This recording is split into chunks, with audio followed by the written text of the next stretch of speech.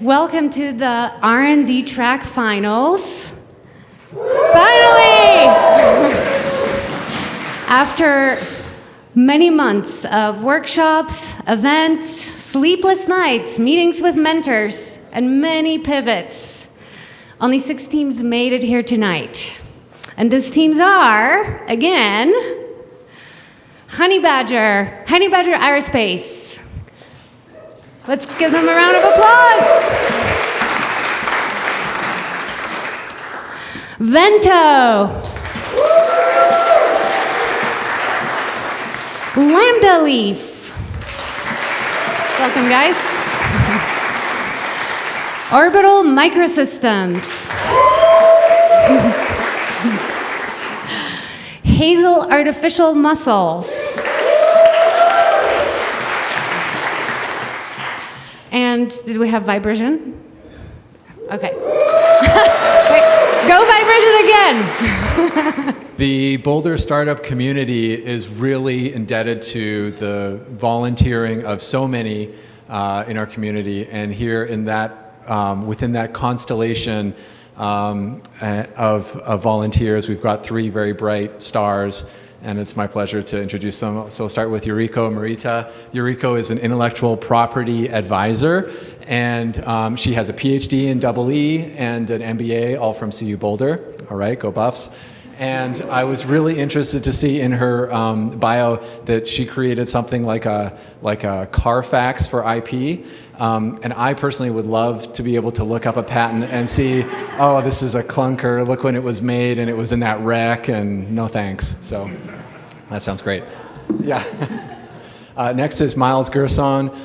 Miles has experience as a venture capitalist, as an advisor for startups, and experience in his own startups as well. He's currently the director for business development at Miragen, which happens to be University of Colorado spinout.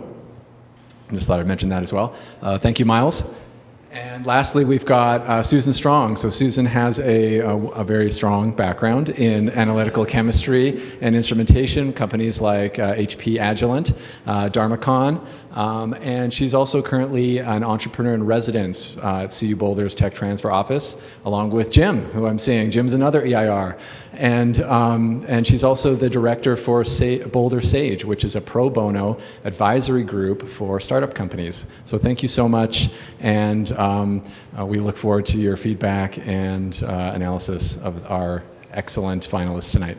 A round of applause. Thank you. Hi, everyone. We're Lambda Leaf. We provide automated quality assurance for Android applications. These are the ratings and reviews from one of the companies that we interviewed. They missed a critical defect in their development, and their users were brutal. Similar to these, half of all of the 1-star reviews on the Google Play Store are users complaining about bugs. Additionally, 90% of users care about the ratings and reviews before they download your application. And furthermore, the Google Play Store now prioritizes bug-free Android applications in the search results. This means that as a developer, you have one chance to make a good impression, and a bug can crater an otherwise promising company. One of my insights in my research as a PhD student is that bugs do not occur in isolation. They follow known patterns. At Lambda Leaf, we learn these patterns and use them to find bugs in our customers' software. We can find bugs that nobody else can. Take, for example, the book Learning Android by O'Reilly. O'Reilly is considered the gold standard of programming references that you would go to learn how to develop an Android application. Our unique technology automatically found a defect in their running example that the author and the reviewer and many students missed. We were able to quickly repair this and submit the fix to them. Suffice to say, bugs in Android applications are a real problem that even the most seasoned developers have trouble avoiding. There are 3.5 million Android applications on the Google Play Store. Our target market will be the 500,000 of these. These are the apps that are spending $500,000 or more on their development. Research has shown that in order to have a reliable Android application, you should be spending 35% of your development budget on quality assurance testing.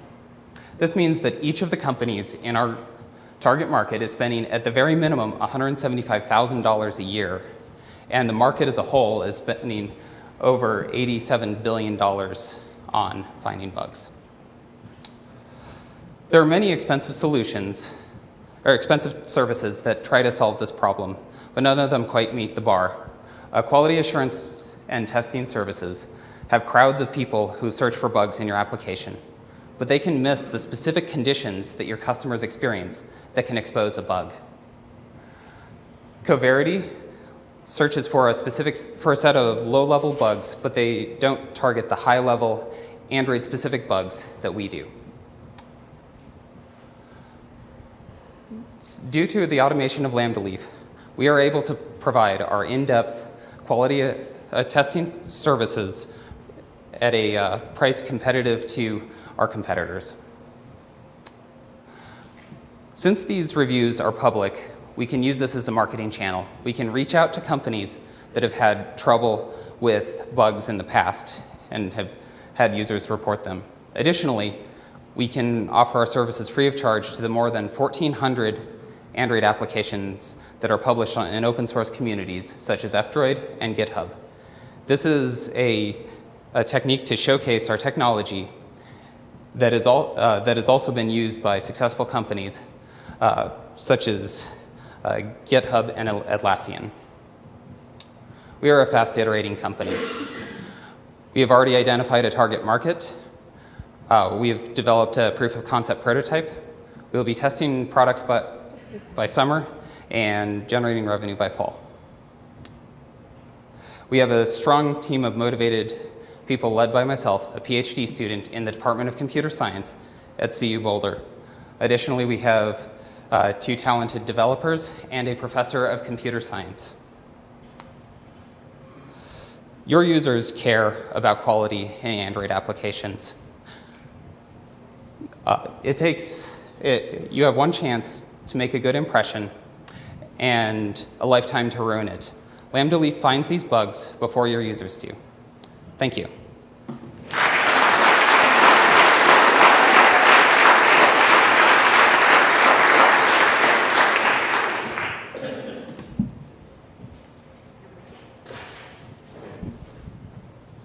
Okay, so first of all, props to using LaTeX in your to do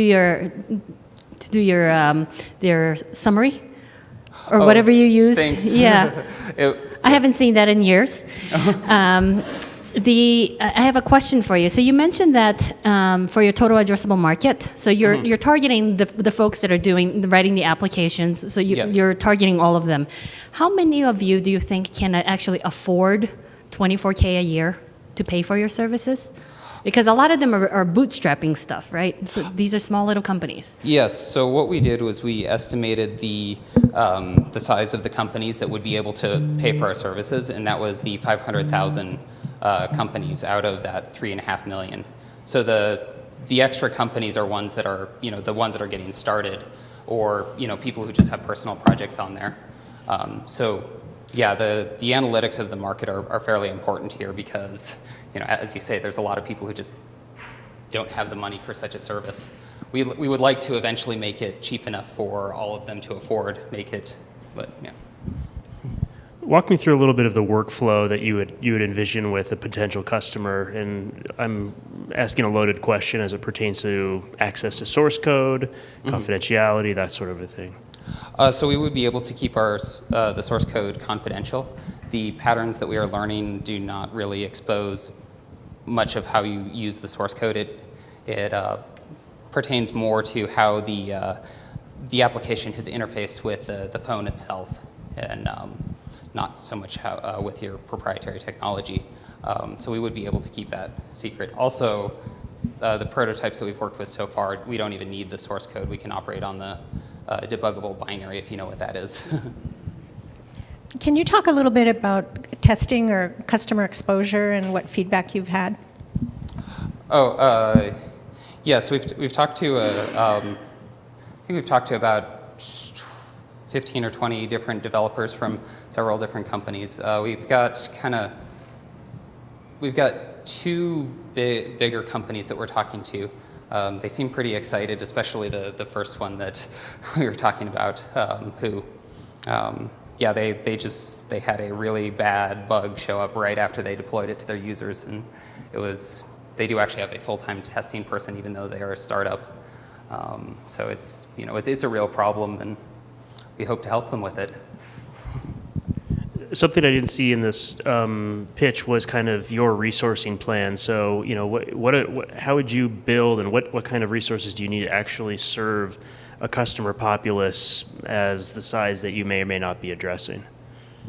So the computational resources, we've done calculations with AWS, and based on our financial models, which depending on how much you believe that, we can pay for what we estimate to be the amount of AWS running time to run our services pretty easily with this price point. As for actual development costs, that's going to be us for the first year hacking out all the pieces to go from a research prototype to a full product. So give me a little more detail on the operating cost you would really see in that case. The operating cost is fairly minimal. I mean, it takes probably less than an hour to run an Android application on a server, and the servers that we've seen are, the high estimate is like $2 an hour. So, Yeah, sorry. Yeah, I think you're getting at a different problem. So as you scale, as you're trying to address the 500,000 potential customers, so you have in your business plan that there is a setup of there's man hours involved in the setup. So 4 to 6 man hours times 500,000, or whatever the scale-up model is going to be. So what is going to be required for you to grow your company at that rate? So initially, we're going to have people doing this manually. We hope to automate it more in the future, but if we are just doing it manually, then the setup, Seth, you have some numbers on the... Yeah. I did the financial model, so I got stuck with Yeah. all the numbers in my head. So we currently use $2 pricing for AWS, which is on the higher end, and 6 hours on our model. His research prototype only takes an hour to run, which gives us an 82% margin. But she's asking about the setup. And then the setup for it, currently with the model, we have a drag and drop setup, and hopefully that stays the same, so it doesn't, our write-up is a little bit out of date. Simply, we wanted to focus on the pitch because that was the really important part, and so things get jostled every so often, and so, but currently the setup is a drag and drop website so that we can actually send it, they can drop it, and then a few hours later they can get an email with the results, so it's a very quick iterating process. We'll see how that number of hours takes between, but we don't think there should be any setup time, and that's something particular with his research, is it's looking for patterns in the compiled version of the application, which allows us to not have to put anything into their binaries like some other services do, and we don't actually, Coverity, which is our biggest kind of competitor and idea, they work mostly on C. They actually typically have one person at the company trained specifically to work with Coverity, whereas with our product, thus far, is drag and drop, and looks like it's working really well. So. Thank you.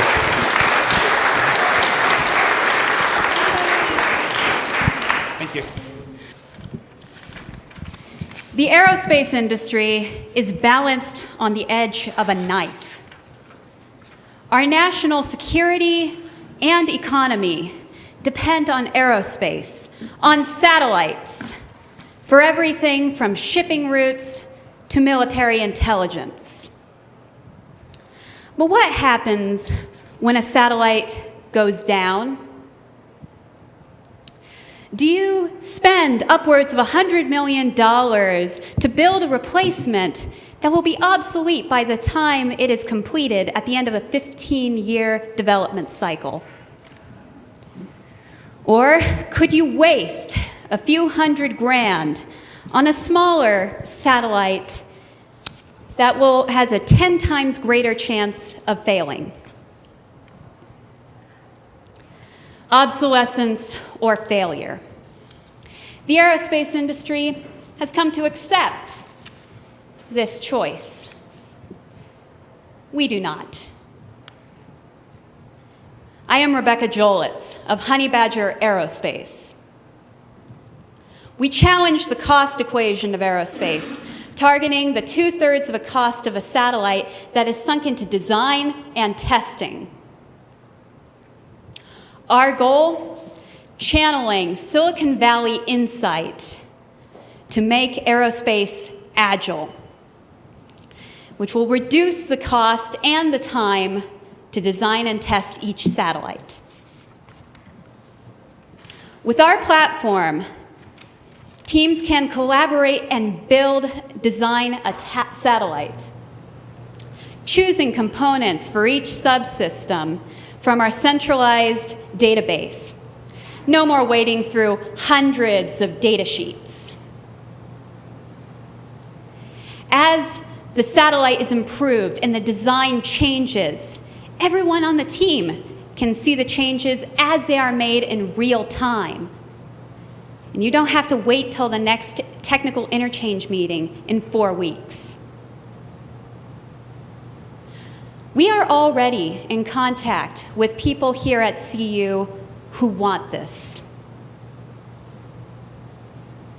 We are positioned to tackle the greatest source of uncaptured data in aerospace, the systems engineering know-how that is required to build each and every satellite. We capture over 50 years of institutional knowledge into our databases and make them accessible to our users. Instead of 100 companies hiring 100 different experts, they only need to use our platform, which has access to all the knowledge of those experts and all the prior missions that ever flew. We will be the Atlassian of spacecraft, doing real-time version control of satellites instead of code. We do software as a service with premium levels. Our entry market is anybody who wants to build a satellite, and we grow with small satellite developers. Finally, we will be positioned to take on all satellites. Now, microsatellites alone, 357 were launched in the past year, and over 1,000 are going to be launched in the next 3. This is a $3 billion market with a 32% CAGR. And satellite services as a whole are a $150 billion market. The market is only growing as companies like SpaceX and Rocket Labs are collapsing the launch cost. And as the market grows, so does the market need. 2 days ago, I had the chance to talk with Tori Bruno, the CEO of United Launch Alliance. I handed him this platform we developed on this app, and he grabbed the phone away from me, and he said, "We would love to have a tool like this." And he added that this knowledge we provide is so important because they need to know changes as early as possible, and it comes down to a ballistic trajectory. The more you know in advance, the more clearly you know where it's going to end up.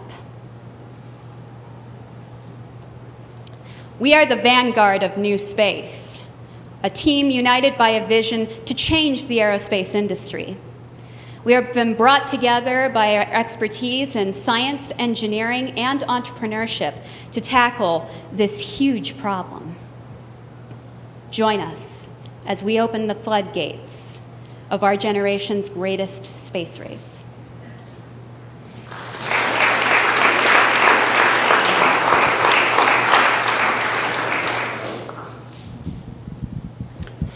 Thank you for the presentation. I have a few kind of functional things, and forgive my comparison, but there's a major issue in for instance, the construction world. You have an aging group of experts that have an incredible amount of knowledge fixing these very large construction machines. And the problem is they're retiring. And the transfer of knowledge to the new group or cohort of workers in that context, let's say it's an oil rig, larger capital, or so, let's say it's Caterpillar or something like that. How do you transfer that knowledge into a database that's functional in your context?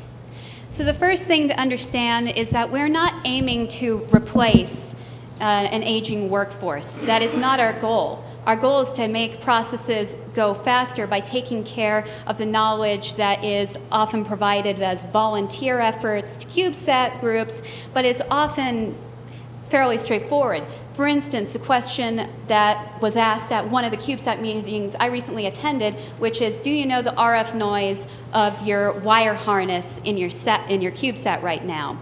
This is knowledge that is fairly standard to ask for, but it should be handled instead by an app. And that allows actually the systems engineers who are working on this to focus on the bigger problems that they've been hired to do. So we want to take some of the knowledge and transfer it over, but we're not replacing a group of people. Great. Following up on that, what access do you have to the data? Can you talk about your approach to getting access to the data from both the military and private companies? It's a great question. We're approaching it at first by what's available currently, open source. Indeed, the very specification of a CubeSat is open source. But currently the information that's released via publications is scattered across the web, not centralized. So we're using that as our beachhead market. And then from there, we're going to be approaching, and we already have actually, in fact, approached the other providers and talk about how to handle their data in a way that's comfortable for them, because we don't want to take their data and make it unsecure. We want to work out a reasonable agreement. So I have two questions for you. So this is kind of a crowded space with an incumbent, some very expensive incumbents that are already there in use as far as like the design software. From what I understand, so I have a number of friends that are in this space that are trying to do a similar thing. So with that being said, so first of all, how will you protect yourself from other people copying you? And then second of all, who are the competitors that you're going up against right now? Well, you mentioned you knew some. I'm almost curious to know who exactly is doing satellite design services. Not services, but software. So these are more larger rocket launch software, those kinds of things. But then with CubeSats, you mentioned there's open source resources out there as well. Right, but none of them are aggregated or pulled together. In the experience of one of our teammates who was trying to build her CubeSat, indeed was for a previous NVC championship, and she described to me that she had this problem of being able to build a CubeSat with all the information scattered online. She was considering writing a blog in order to handle this because this information is not centralized and openly available. Okay, so maybe let me rephrase the question. So then that's the free. So open source is free. You can spend a lot of time. So you're competing against free do-it-yourself, right? How much is this going to cost, and what are the price and benefits that you are bringing to your customer? It is not truly free and do-it-yourself. The cost of these projects go into hundreds of thousands. One of the CubeSat groups here at CU is actually trying to raise $100K to handle the cost of their project. But you're right, we're not focused solely on CubeSats. We're focused on actually the greater market as well. And the truth is, the knowledge that goes into asking whether a solder joint is effective on a space-worthy craft is the same question that's going to be asked by a CubeSat class as an engineer at a greater or bigger corporation. But if you know of a group that's already doing this, please get in contact with me afterwards, because I would like to know more. So, forgive me my poor understanding potentially of the offering here, but to me it sounds like a localized SKU of all the different SKU catalog of all the different pieces that may or may not be compatible in terms of what you could piece together. There's a whole lot more that goes to design than compatibility, as you are well aware. So, what I'm trying to understand is one, what is beyond that SKU catalog in this context for people to flip through, and how does that get aggregated? And then secondarily, what does this really add in terms of value for, I guess, compliance testing, specification testing, all of that, if anything? If you have all the information centered at one point, you have a complete chain of responsibility through this app that's tracked down. That's not present in the industry right now. You have to file paperwork to say that I got this from this institution, this from this institution, and it takes weeks to assemble. It's a considerable time, and you're paying for the salaries at that point as well. So this allows you to provide the entire chain, the entire information of what part comes from where and whether it will work or not on the satellite.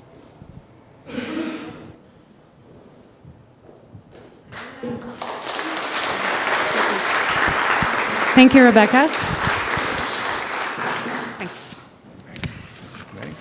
Hi, I'm William Hosak. I am founder and one of the founders and CEO of Orbital Microsystems. We are a company that do two things. We develop very low cost, very sensitive instruments, as well as develop the platform with which to take all of those data, make them available for the end users. More than half of the people on this planet live where there are at least what they call critical level weather events or higher. And oddly enough, these same places where weather observations are most necessary is where it's lacking the most. And what's needed is high temporal resolutions in observations, as well as being able to get the information into the hands of the decision makers when they're needed. Some of the challenges that are out there for these types of regions are just the sheer cost of getting involved into this business. We saw prices of $100 million. Whole programs will go into the tens, if not $100 billion functions. So if you are the government of the Philippines and you're asked to spend $1 billion, it ain't gonna happen. All right? Their entire weather program, their NOAA budget is $12 million. So they need the data, not to build the systems. You can get traffic information. You can find out when your credit card has been charged. You can find out when a check has bounced. That's good to know. But you can find out that information sooner than the things that are actually going to kill you, which is weather. It takes hours to get the information from observation into the hands of the users. It can be anywhere from 3 to 18-hour gap in just getting an observation out into a forecast. And I do want to highlight the word forecast, because that is what everybody is using for their weather decisions. They are almost using exclusively forecasts. We are going to change that. There are trillions of dollars at risk and at threat from weather. It can be anything from property, infrastructure, to people. And our target markets, which are the risk mitigation, the insurance world, transportation, government, and agriculture, encompass all parts of that risk chain. Our solution is two parts. One, in partnership with the University of Colorado, the CET lab, we have developed a highly sensitive miniaturized microwave radiometer technology. And actually right up here is an example of the size form factor that we're talking about. This replaces something the size of a coffee table that just got launched 2 months ago. The other half of it is what we're calling ICED. It's the International Center for Environmental Data. It's going to be a for-profit run portion of our company, but we are also going to partner with the University of Colorado with the National Snow and Ice Data Center, with LASP, and the University of Edinburgh over in Scotland. And we are going to set a new standard for delivering usable, normalized data out into the market so that not only can the end users rapidly create the information that they need, but that new data types can be quickly integrated into that data set to continuously improve the capabilities that are out there. When we talk about size, we also talk about the price. $122 million was the cost for ATMS. That's 100 grand. All right, this is going to change how many satellites you can put on orbit. It is the refresh rate. We can now watch weather at the speed of weather. We can now get information into the hands of people at the speed of weather and the speed of decisions that are necessary. When we ran a study, we took the exact same data set that was used to identify the coldest spot over a 100-kilometer region in Antarctica. It took them 6 months to collect the data and run that. With some of our proprietary data technologies, we were able to do that in 5 minutes. So if you're looking for the highest rainfall risk areas, we can do that in minutes, where the way it is currently, it could take you anywhere from 12 hours to 3 months. How do we make money? This has to be a sustainable business. We do it in 2 primary ways. We have direct sales out into the large clients, such as Lufthansa Airlines, NOAA, the Air Force, Munich Re. These are very large global companies. They have their own weather companies and groups inside. What they need is high temporal data. The other way is to do shared revenue models. And this is where it gets really interesting, because today, with the new AI and ML capabilities, our normalized, and I use the normalized word in normal data, not normalizing computer science, that you are able to create AI weather packages. Well, there are thousands of these application companies that are in the early stages and growing. So our clientele we will never have 1 million customers, but we will have 600 to 700 of the most critical companies for logistics and safety as our customers and clients. Thank you very much.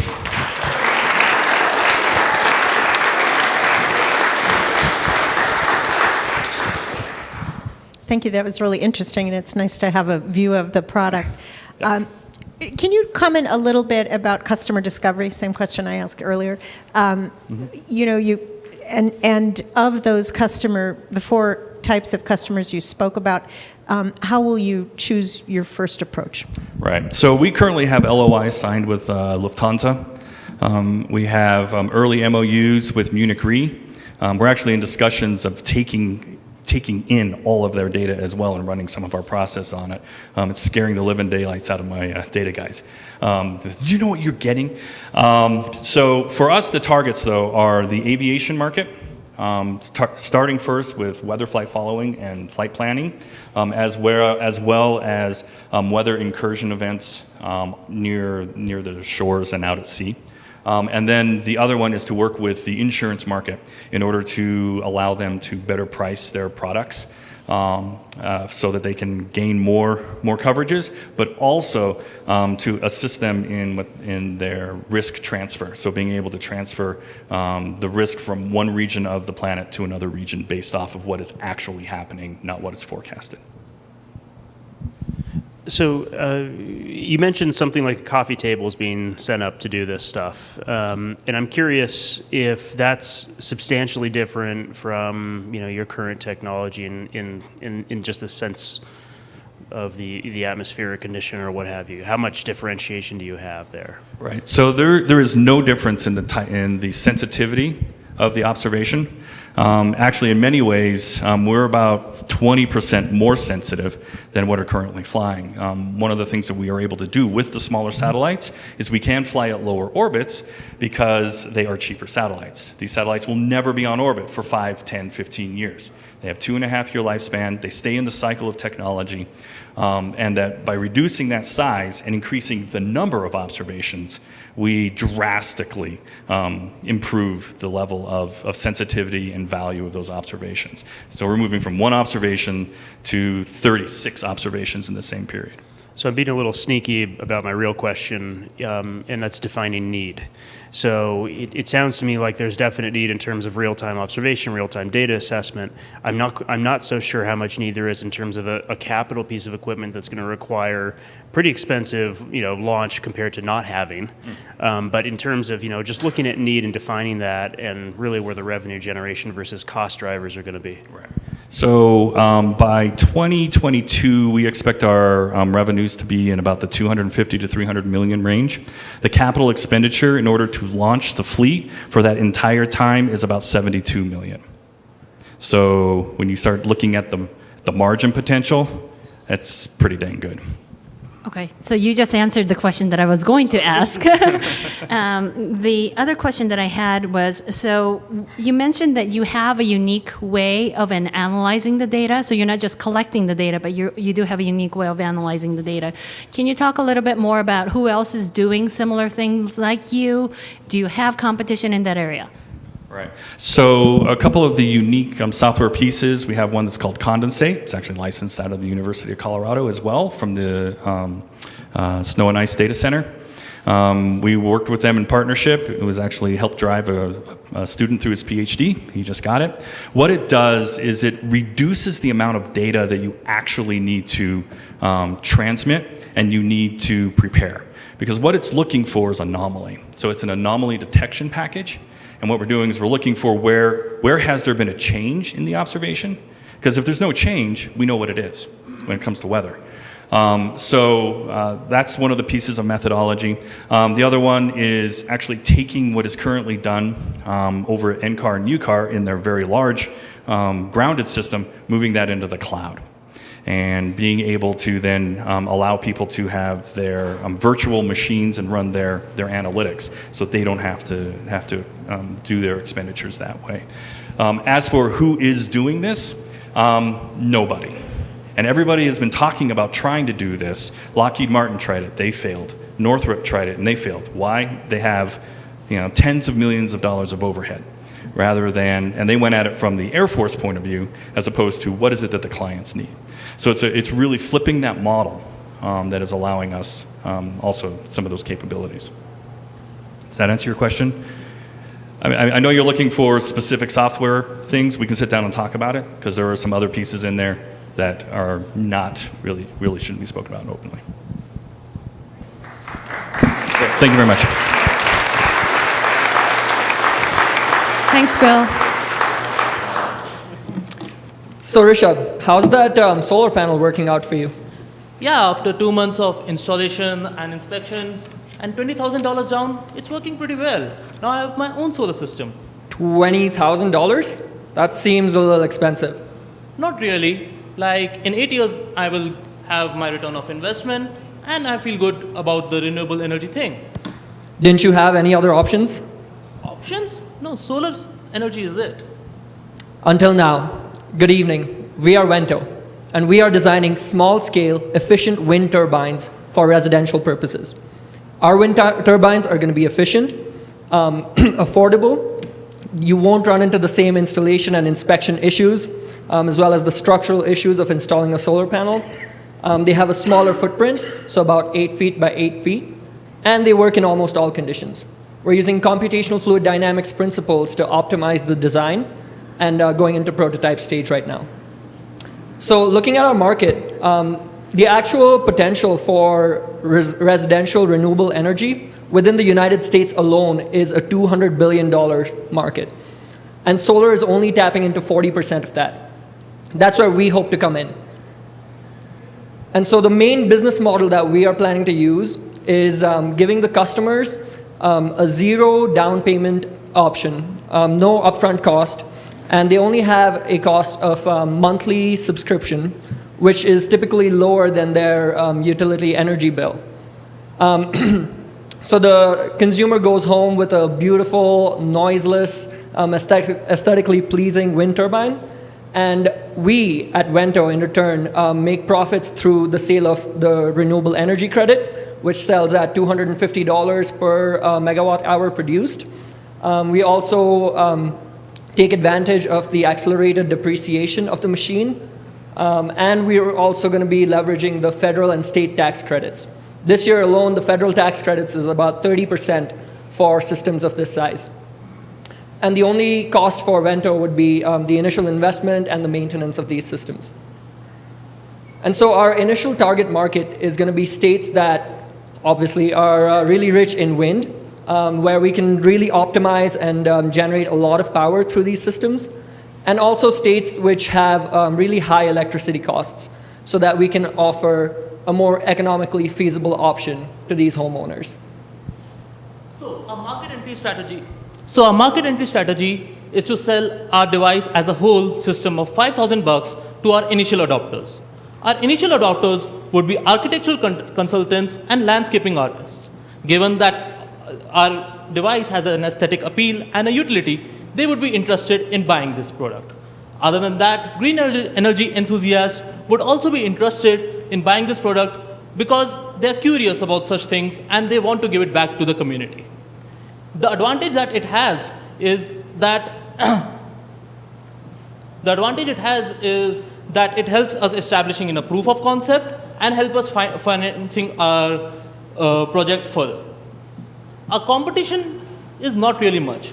There is no other competitor in the affordable residential region. One of the most prominent company in this sector is Boulder Wind Power. They retail their wind turbine for $50,000 and they require 3 acres of empty land for installation. Hence, we are the lone people who are serving this kind of a market. What are our competitive advantages? So firstly, it is very affordable. You can buy your own system for $5,000. Second option is a PPA, where you just pay a monthly subscription fees of $50 and you get a wind turbine system and save on your utility bills. We are able to do this because we have a multidisciplinary teams. We have 2 mechanical engineers and an enroll expert, a patent law student, and a person who is expert in PPAs. So based on economic feasibility analysis, we would be able to recover our money of initial investment in 2 years. This is the ROI for one single system. So we will be earning our money through renewable energy credits, subscription fees, while maintenance will be a loss to us. So we started our idea in September of 2017. Our idea and business has traveled a lot and changed along that course. Right now, we are at the prototyping stage. We hope to have our pilots installed by the end of this year and our product ready by the August of 2019. Thank you.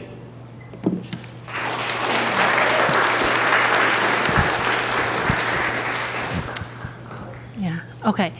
So full disclosure, I used to work at NREL for a couple of years. So one of the problems that the solar people ran into with innovative solar panels is the integration into the grid.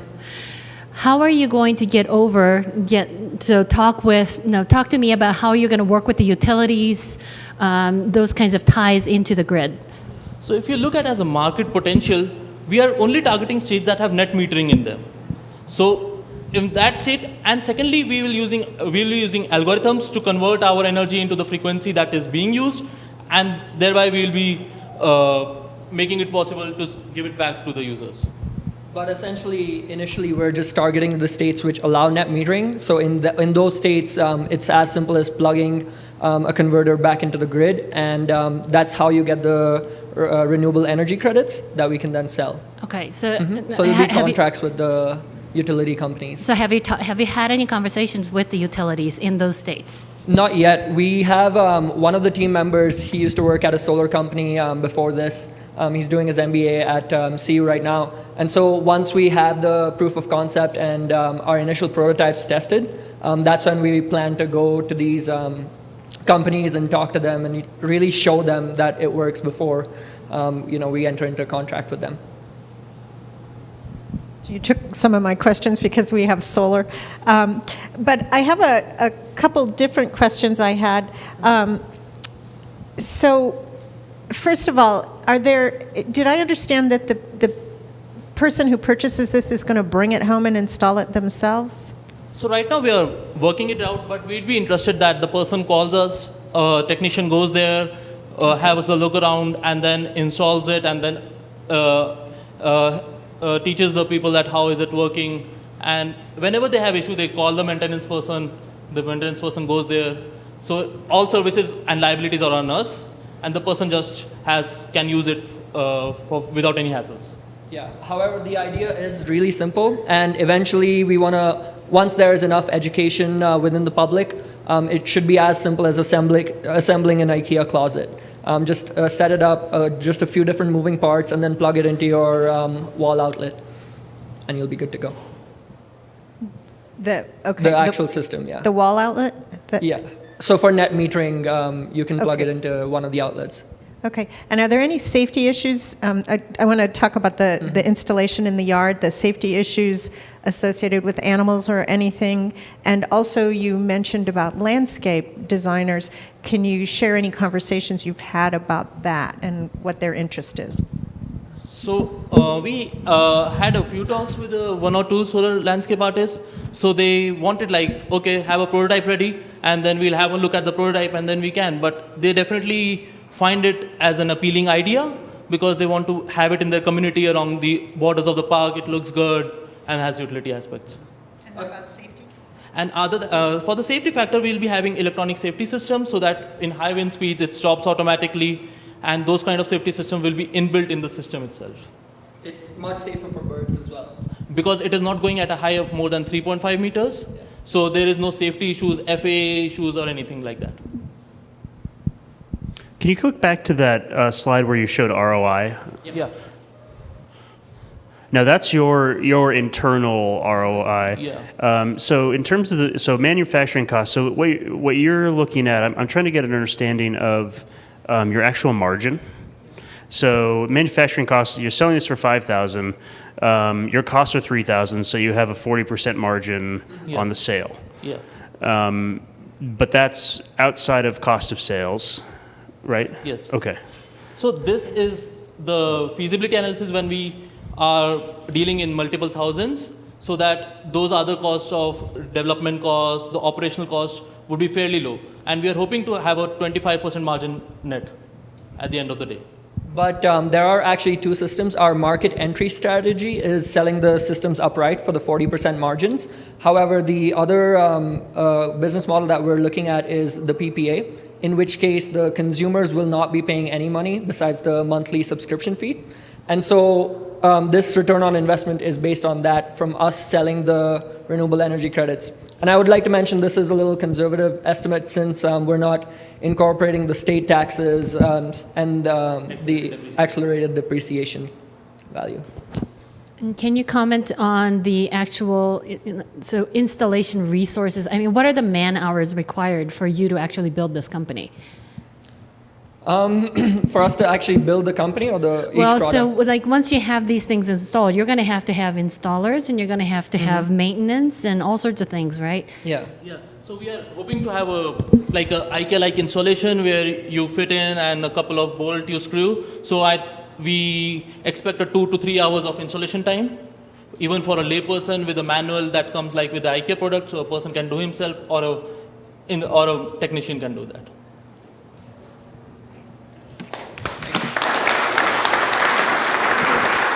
Thank you, guys. Hi, everyone. I'd like to introduce you to a dear friend of mine, Michael Stone. Michael suffers from a disease that causes blindness, and he's been slowly losing his vision over the last couple of years. But he doesn't want his disability to stop him from experiencing life to its absolute fullest. He loves to run, swim, bike, and Michael's not the only person who struggles with this problem. 285 million people worldwide suffer from blindness and visual impairment. 10 million of those are Americans. And that number is estimated to double in the next 2 decades with the aging baby boomer population. And 250,000 people annually join that group as well. Now, Vibration comes in because we believe that when someone loses their vision, a lot of their freedom and independence is lost. We want to make sure that they can get that back into their lives and live as fully as possible. The way we're going to do that is with our device. Our device works very similarly to the way that a self-driving car identifies objects in front of it and then is able to avoid those objects. Our sensor, about the size of my fist, is able to pick up obstacles and then relay their location and size and distance back to a vibration belt that the user is wearing around their waist. The way the vibration belt works is if I have something right here that's an obstacle, I can feel the vibration right here. If I'm in a small corridor, I can feel vibrations on either side of my body, but I can tell that in front of me it's clear and I can proceed straight. Now, you might be asking why vibration? And the reason behind vibration is because when someone loses their sense of sight, the most important sense afterwards is their sense of touch in terms of trying to receive information. They're able to receive more information from sense of touch than any other sense, and that's why we chose vibration. That's not the best, that's not the only reason why our device is perfect for people who are blind. We also have image recognition software that allows a blind person who is curious about what the obstacle that is in front of them to identify whether it's a person, mailbox, car, anything that's in the system in our database. And it can do it in real time. But my favorite part about the device is how versatile in the way people can use it. A person who is new to the device can use it with their current device, like a cane or a seeing eye dog, but if someone would like to go for a run, they can just hook it onto their belt and go running. But the best part is, someone who hasn't been able to ride a bike in years since they lost their vision can attach the device to the handlebars and go for a ride freely. That's what we're trying to do, trying to put that kind of freedom back in the hands of people who have lost it due to their disability. Now, as you can imagine, this industry has a lot of competition, but a few of the mainstream ones are the walking cane, but it doesn't match up. It may be cheap, but it doesn't match up to ours in terms of how much information it can deliver. And then a seeing eye dog can cost up to $30,000, which is absolutely outrageous, and it can only help you avoid obstacles. It can't tell you what the actual obstacle is. And finally, there are several devices like the one in the upper right, which is eSight. That device costs $10,000 at a minimum, and it only helps certain people with certain disabilities. That's what we found with a lot of other devices in the market. That's where ours just stands above all the others. Ours delivers way more information through tactile sense of touch vibrations, and is at a way better price point. We can produce these devices for $300, and we're selling them for $800. You might be asking, why are we selling for so cheap? And the reason is, it's our mission to change as many people's lives as possible, and people who have visual impairment tend to have a much lower household income, and 70% of Americans who are visually impaired are actually unemployed. Now, the industry that we're getting into, very attractive industry, $87.7 billion revenues last year, and it's a very welcoming industry as well. We've been reaching out to lots of institutes and foundations for blind individuals, and they are very interested in our device. They want to help us through our development, through our testing, and onwards. They love the fact that we're trying to sell it for incredibly cheap. Many of these foundations, when they help out blind individuals, they pay for a seeing eye dog. But if a seeing eye dog costs $30,000, why not buy 30 of our devices and help 30 more people? Now, we've set a few milestones so that we can get to our goals. First, we're going to finish our prototype by May, and then we're going to finish our extensive environmental testing by September. And then after that, we'll have a finished working product and start looking towards patents, potentially FDA approval, and then distribution through those foundations. They're going to be our main channel for distribution. Now, thank you. We're Vibration. We bring vision through vibration.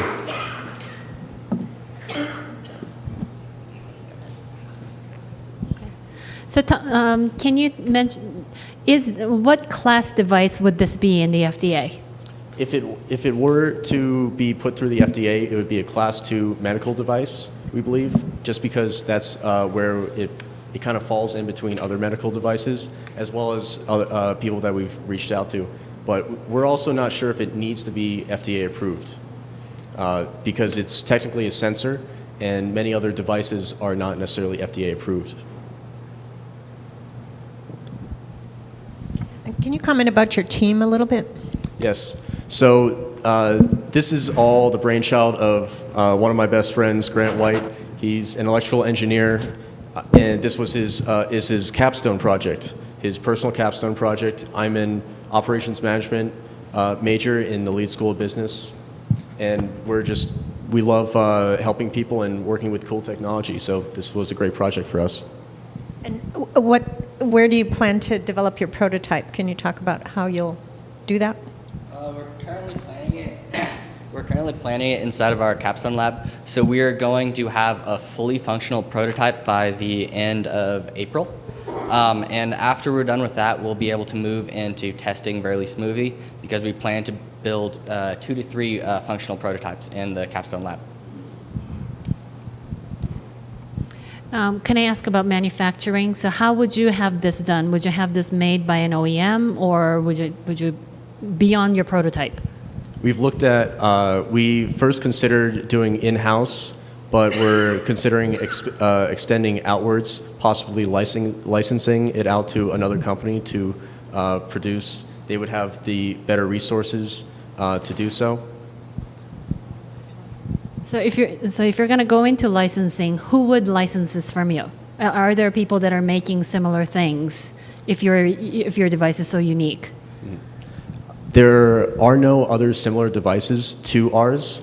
Ours really does stand apart, but there are large-scale manufacturers that specialize in medical devices, as well as other assistive devices that qualify like ours. So I had the benefit of seeing you guys in the semifinal. One of the questions that I was curious about afterwards, and maybe you've had a chance to look at this, we're talking about FDA versus not FDA. Have you had a chance to look into reimbursement? No, we have not. Okay. And could you talk a little bit more? You mentioned that you're just speaking to foundations. Can you talk a little bit about end users that you might have spoken with? You mean like our end customer? So it was actually through our end customers that we found out that really what they're looking for is stuff like riding bicycles, or the fact that tactile is the absolute best way to go. The real problem with a lot of these devices is it's information overload when it's constantly trying to tell you what's around you, when really you should just be focusing on small senses of touch, but also that's why we want people to be able to identify exactly what they're looking at. Michael Stone has a story for us. I didn't include it here, but he actually accidentally had a conversation with a mailbox for a few minutes, but just because he was biking and he couldn't see and thought it was a person stopped on the side of the road. So it's nice to know what you're talking to. So one last question, just because that Uber thing happened. Mm-hmm. So with sensors, how are you going to deal with things like liability? So that's kind of our marketing. We can either get it FDA approved, and then we will assume that it is working 100%, or we will not market as being liable. So we'll just say it's a sensory with our walking cane. You should use it with.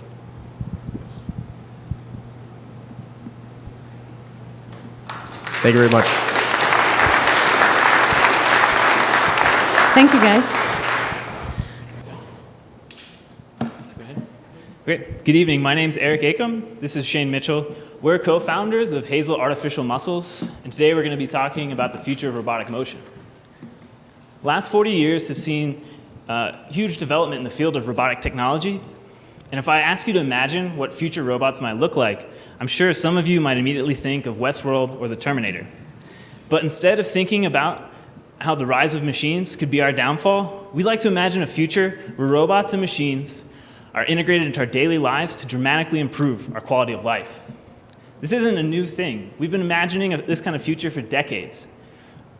We've dreamt of having service robots that perform our chores for us, robots that provide health care, and even collaborative robots to join us on adventures through the galaxy. The question is not if, but how and when this will happen. And one problem with robots today is that they're expensive. Osmo here costs $2.5 million. If you remove the plastic shell, you start to get an idea of why that might be the case. He's made out of metal parts driven by motors and gearboxes.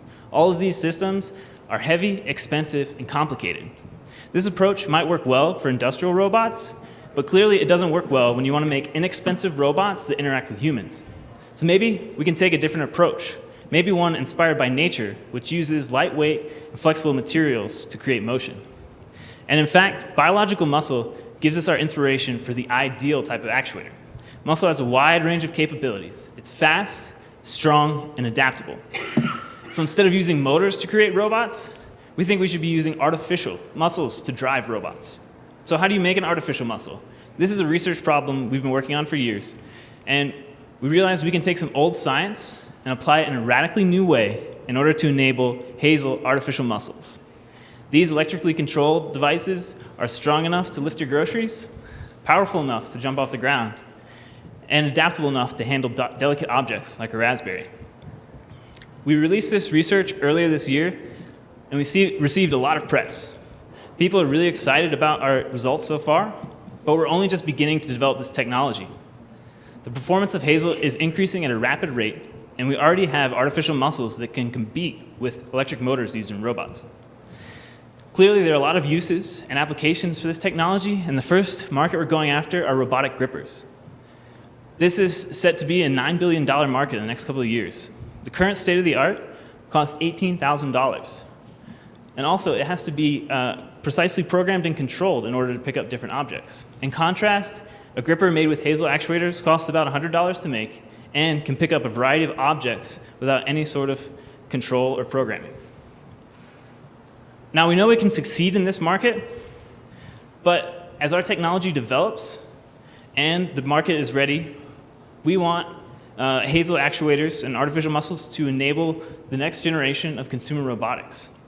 In the future, robots you interact with on a daily basis won't be powered by motors, but instead by our artificial muscles. And we're not the only ones with such a positive outlook for this technology. We've already been contacted by key players in industry such as Microsoft, Continental, Medtronic, NASA, and Lockheed Martin. Additionally, our research lab is already involved in a collaboration with one of the world's top automotive manufacturers. We've shown them we can deliver on important milestones. We've gone from operating these using a refrigerator-sized power supply to using a power supply that fits in your hand. This has allowed us to reduce cost 100 times, and at the same time, we've increased efficiency of our devices by 50% and more than doubled strength. So what's next? With New Venture Challenge, we plan to hit 3 major goals to help get us venture ready. First, we want to figure out how to scale up manufacturing. Second, miniaturize and improve our electronics, and get a letter of intent for our pilot product. Our team is really excited about the future for this technology. And next, Shane's going to show you an example of where we are today. Thanks, Eric. So here we have an artificial muscle that's inspired by the functionality and versatility of an octopus arm or an elephant trunk. It can expand linearly or be controlled precisely in a variety of different directions. So this is actually made from a pretty simple structure. It's about 150 of these little sacks. And they're disc-shaped, and when you actuate them, they expand and form more of like a toroidal or donut shape. And this right here costs about 10 cents to make. And it's also materials that are very amenable to industrial fabrication techniques like roll-to-roll fabrication, large-scale mass production. So yeah, with that, I guess we'd like to take some questions, and thank you very much.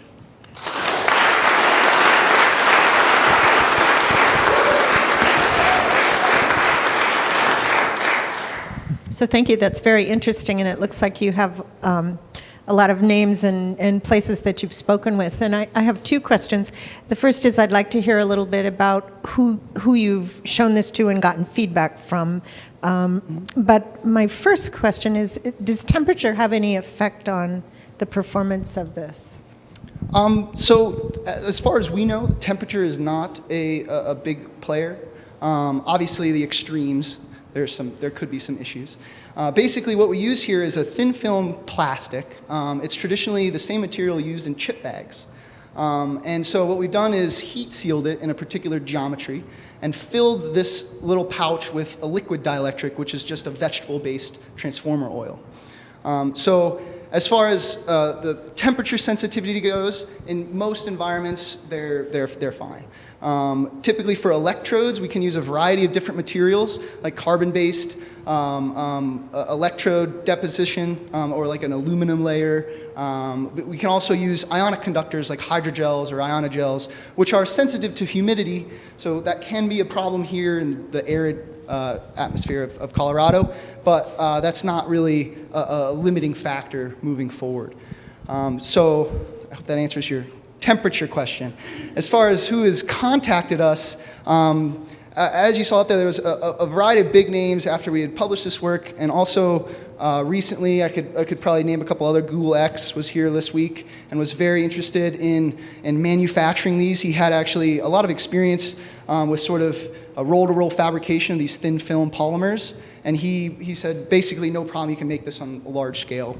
And so that's what we're very interested in doing with the money that we would ideally win from NVC, is to figure out how to produce these on a much larger scale. In terms of an ultimate implementation and an integration in what I would consider an exoskeleton scenario, where do you see yourself fitting in terms of the product you produce, what kind of, I guess, arrangement you're going to make with whomever you may partner with, or do you see yourself self-developing exoskeletons to implement these types of things? Yeah, great question.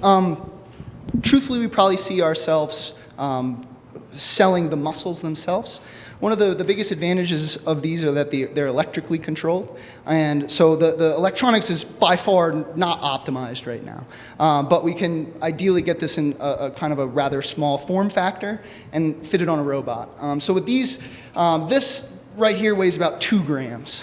So I think lightweight muscles are a big factor. You think of servo motors, they're kilograms. So then you need more battery, more power to operate your sort of very clunky robot, whereas these are much more muscle mimetic. So do you see this as twofold, as custom engineering services revenue model plus supplier model? Is that kind of a bifurcated model? Yeah, maybe we would be involved in some co-developing with other companies. Because really our expertise is in making these artificial muscles. Yeah. So who's going to buy these? That's a great question. So I mentioned earlier we want to go into the market of robotic grippers. So ideally that would be people that deal with like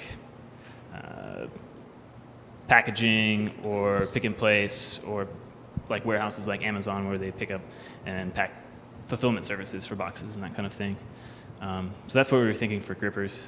And then, I don't know, we're still really early on trying to figure out exactly who our customers will be. I don't know if you wanted to add something to that, Shane.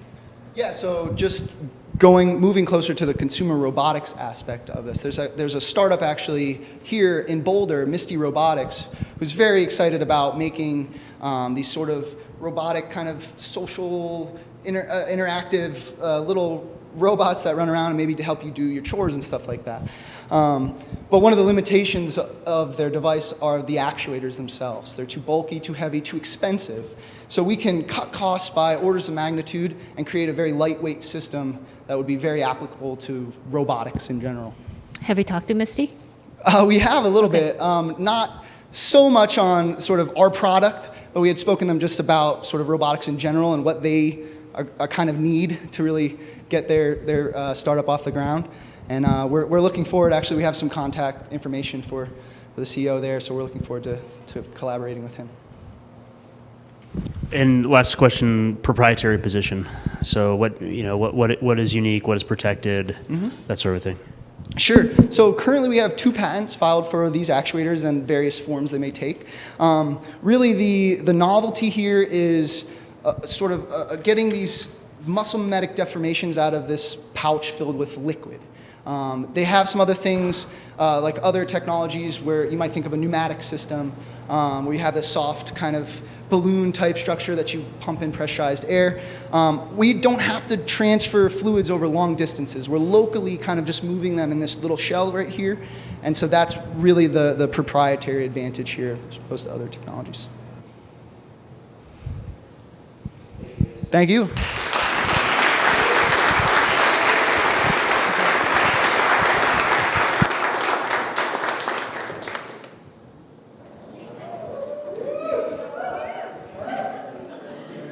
All right, so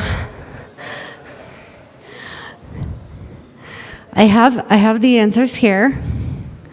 And the drum roll is, all right, the third place winner, Lambda Leaf. Come on. All right, so I'm presenting you with this check that if you go to talk to Ali, the NVC director, it will turn into cash, I am told. But eventually, there's some paperwork, but here you go. Thank you. Congratulations.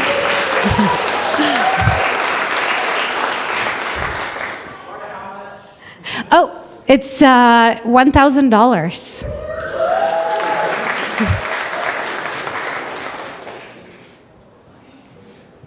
All right, thanks, guys. Congratulations. All right, the second place winner is getting $1,500. And the second place winner is Orbital Microsystems.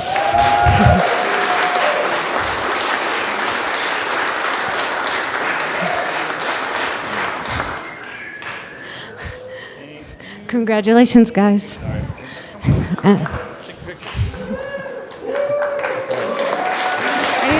You know Allie. She's taking photos in the back. All right, now we need a big drum roll.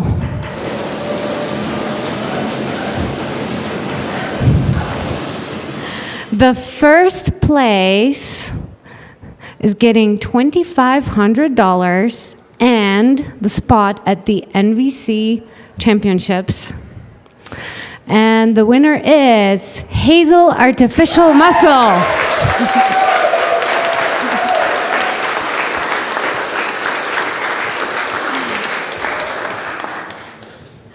Congratulations, guys.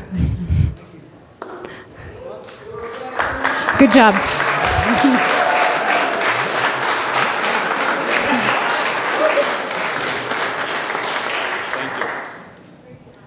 Welcome.